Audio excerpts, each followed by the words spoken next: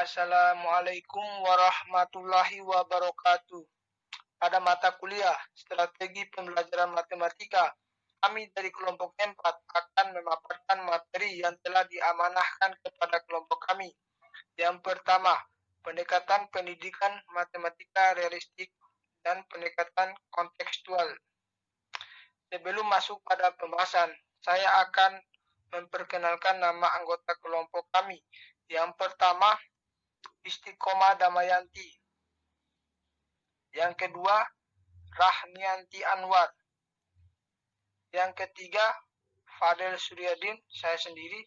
Dan yang keempat, Nurul Reski Amelia.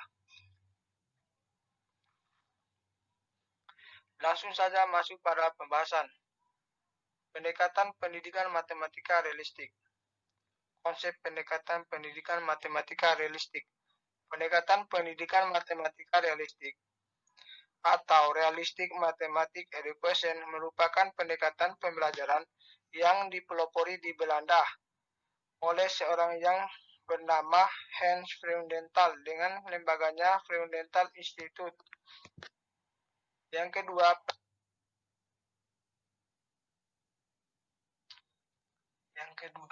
pendekatan RME. Adapun karakteristik dan prinsip dalam pembelajaran RME sebagai berikut. Karakteristik menurut Travers dan menurut Grafenmeijer, dan prinsip menurut Sojadi. Yang ketiga adalah tahapan pembelajaran dengan pendekatan matematika realistik. Adapun langkah-langkah pembelajaran matematika dengan pendekatan RME menurut Sojadi dan Sutarto Hadi, yaitu menurut Sojadi memahami masalah kontekstual, menjelaskan masalah kontekstual, menyelesaikan masalah kontekstual, membandingkan dan mendiskusikan jawaban, menyimpulkan. Sutarto Hadi mendeskripsikan proses pembelajaran dalam RME, yaitu yang pertama, titik awal pembelajaran, di mana titik awal pembelajaran ini harus memberikan pengalaman nyata bagi siswa sehingga dapat terlibat secara langsung dalam aktivitas matematika. Kemudian kedua, tujuan potensial urutan belajar, di mana tujuan ini berfungsi untuk menampung pengetahuan matematika yang dimiliki siswa. Titik awal tersebut juga harus dijelaskan berdasarkan tujuan potensial urutan belajar. Kemudian ketiga, urutan pembelajaran harus melibatkan kegiatan, di mana siswa membuat dan menguraikan model-model simbolik dari aktivitas matematika informal mereka. Kemudian keempat, pembelajaran interaktif, dan terakhir, fenomena real, bentuk-bentuk dan konsep matematika dimanifestasikan dalam keterkaitan berbagai pokok bahasan. Pendekatan kontekstual. Pengertian pendekatan kontekstual. Secara etimologi, kata kontekstual berasal dari kata konteks yang berarti hubungan, konteks, suasana, dan keadaan. Depdiknas 2002 menyampaikan bahwa pendekatan kontekstual adalah konsep belajar yang membantu guru mengaitkan antara materi yang diajarkan dengan situasi dunia nyata siswa dan mendorong siswa membuat hubungan antara pengetahuan yang dimilikinya dengan penerapan dalam kehidupan mereka sehari-hari. Adapun definisi pendekatan kontekstual menurut para ahli yaitu yang pertama, menurut Johnson, di mana menurut Johnson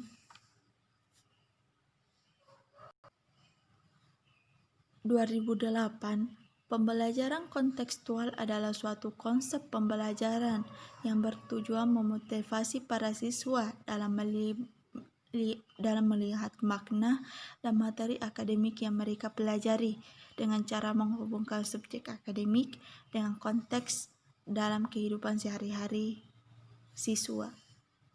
Kemudian menurut Cahyo 2013, pembelajaran kontekstual merupakan suatu proses pendidikan yang holistik dan bertujuan memotivasi siswa untuk memahami makna materi pelajaran yang dipelajari dengan mengaitkan materi tersebut dengan konteks kehidupan mereka sehari-hari. Konteks yang dimaksud seperti konteks pribadi, sosial, dan kultural. Selanjutnya, karakteristik pendekatan kontekstual. Terdapat 5 karakteristik penting dalam proses pembelajaran yang menggunakan pendekatan kontekstual, yaitu yang pertama, activating knowledge. Dalam pembelajaran kontekstual, pembelajaran merupakan proses pengaktifan pengetahuan yang sudah ada atau biasa disebut dengan activating knowledge. Artinya, apa yang akan dipelajari tidak terlepas dari pengetahuan yang sudah dipelajari. Dengan demikian, pengetahuan yang akan diperoleh siswa adalah pengetahuan yang utuh yang memiliki keterkaitan satu sama lain. Yang kedua yaitu acquiring knowledge. Pembelajaran yang kontekstual adalah pembelajaran dalam rangka memperoleh dan menambah pengetahuan baru, atau biasa disebut dengan acquiring knowledge. Pengetahuan baru itu dapat diperoleh dengan cara deduktif. Artinya, pembelajaran dimulai dengan mempelajari secara keseluruhan kemudian memperhatikan detailnya. Yang ketiga yaitu understanding knowledge, atau biasa disebut dengan pemahaman pengetahuan, yang artinya pengetahuan yang diperoleh bukan untuk dihafal, melainkan untuk dipahami dan diyakini. Yang keempat yaitu applying knowledge, atau biasa disebut dengan mempraktikkan pengetahuan dan pengalaman. Artinya, pengetahuan dan pengalaman yang diperoleh harus dapat diaplikasikan dalam kehidupan nyata. Yang kelima yaitu reflecting knowledge, atau biasa juga disebut dengan melakukan refleksi terhadap strategi pengembangan pengetahuan. Hal ini dilakukan sebagai umpan balik untuk proses perbaikan dan penyempurnaan strategi. Selanjutnya yaitu komponen pendekatan kontekstual. Yang pertama, konstruktivisme. Konstruktivisme merupakan landasan berpikir filosofi pendekatan CTL. Pandangan dari konstruktivisme ini bahwa siswa membangun sendiri pengetahuan mereka melalui keterlibatan aktif dalam proses belajar mengajar. Yang kedua, menemukan atau inquiry. Menemukan merupakan bagian inti dari kegiatan pembelajaran berbasis CTL. Pengertian dari menemukan ini adalah inquiry. Prinsip ini mempunyai seperangkat siklus, yaitu observasi, bertanya, mengajukan dugaan, mengumpulkan data, dan menyimpulkan. Sebagai sebuah modul pembelajaran, prinsip inquiry sangat tepat bagi penanaman konsep yang membutuhkan kerja eksplorasi dalam bentuk induktif. Yang ketiga yaitu bertanya. Pengetahuan yang dimiliki seseorang selalu bermula dari bertanya. Bertanya dalam pembelajaran dipandang sebagai kegiatan guru untuk mendorong, membimbing, dan menilai kemampuan berpikir siswa. Salah satu kegiatan dalam bentuk formalnya adalah mengawali, menguatkan, dan menyimpulkan sebuah konsep. Bentuknya bisa dilakukan guru langsung kepada siswa atau justru memancing siswa untuk bertanya kepada guru. Bisa juga kepada siswa lain atau bahkan kepada orang lain secara khusus. Yang keempat yaitu masyarakat belajar atau learning community. Konsep masyarakat belajar menyarankan agar hasil pembelajaran diperoleh dari kerjasama dengan orang lain, antara teman sejawat, antar kelompok, dan antara yang tahu ke yang belum tahu. Seseorang yang terlibat dalam kegiatan masyarakat belajar memberi informasi yang diperlukan oleh teman bicaranya, dan sekaligus juga meminta informasi yang diperlukan dari teman belajarnya. Prakteknya dalam pembelajaran dapat terwujud dalam pembentukan kelompok kecil, kelompok besar, atau mendatangkan ahli ke kelas, dan lain-lain sebagainya. Yang kelima yaitu modeling atau pemodelan.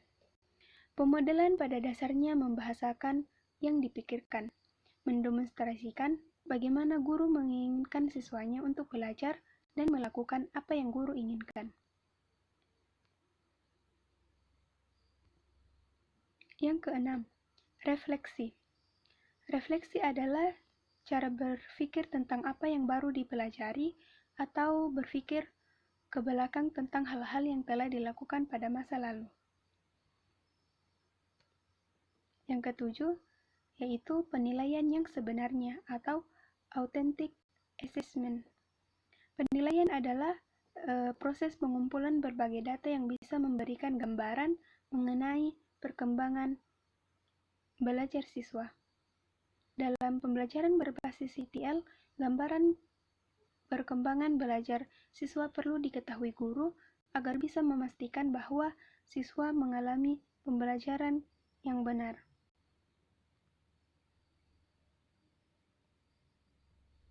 Selanjutnya, kelebihan dan kelemahan pendekatan kontekstual. Dalam proses pembelajaran, tentunya terdapat kelebihan dan kelemahan yang dihadapi oleh pendidik maupun peserta didik. Berikut adalah beberapa kelebihan model pembelajaran kontekstual. Yang pertama, pembelajaran menjadi lebih bermakna dan real. Artinya, siswa dituntut untuk dapat menangkap hubungan antara pengalaman belajar di sekolah dengan kehidupan nyata. Hal ini sangat penting, sebab dengan dapat mengorelasikan materi yang ditemukan dengan kehidupan nyata, bukan saja bagi siswa materi itu akan berfungsi secara fungsional, akan tetapi materi yang dipelajarinya akan tertanam erat dalam memori siswa, sehingga tidak akan mudah dilupakan. Yang kedua, pembelajaran lebih produktif dan mampu menumbuhkan penguatan konsep kepada siswa. Hal ini karena metode pembelajaran kontekstual menganut aliran konstruktivisme, di mana seorang siswa dituntun untuk menemukan pengetahuannya sendiri. Melalui landasan filosofis konstruktivisme, siswa diharapkan belajar melalui mengalami, bukan menghafal. Yang ketiga, materi pelajaran dapat ditemukan sendiri oleh siswa, bukan hasil pemberian dari guru. Adapun kelemahan dari model pembelajaran kontekstual yaitu: yang pertama, pendekatan ini membutuhkan waktu yang agak lama dalam pembelajaran. Yang kedua, guru memerlukan perhatian dan bimbingan yang ekstra terhadap siswa. Yang ketiga, kemampuan setiap siswa berbeda-beda, dan siswa yang memiliki kemampuan intelektual tinggi namun sulit untuk mengapresiasikannya dalam bentuk lisan akan mengalami kesulitan.